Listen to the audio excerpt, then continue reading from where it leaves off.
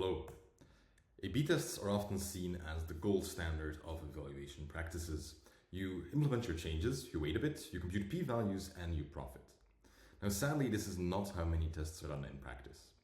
Indeed, the evaluation criterion is often delayed, waiting for data is actually costing us money, and then when we finally get to compute p-values, the problem is that they're often too high and the outcome is insignificant. In such cases, we might want to consider a few other metrics than the North Star to make decisions. For online evaluation metrics, we can consider three desiderata with respect to the North Star.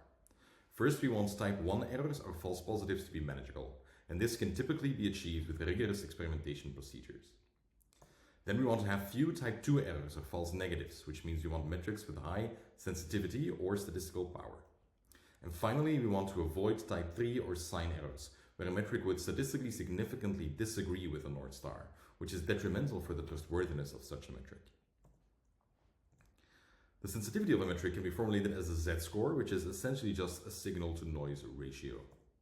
Z-scores are then transformed into p-values, which are used to reject the null hypothesis when they are lower than some significance level we set. In order to learn a weighted combination of metrics, we propose to minimize the average p-value in the training data. We additionally derive a convex relaxation on the number of sign errors that occur, which we call the log p objective. Empirical observations on shared chat data show that we do indeed avoid sign errors with our new objectives. Not only that, when we use our metric for decision making, with expected type 1 errors, we can significantly reduce type 2 errors at a constant sample size, or conversely, significantly reduce the sample size that is required to attain constant statistical power. That's us. I'd be happy to answer any questions you might have, and we hope to see you at KDD.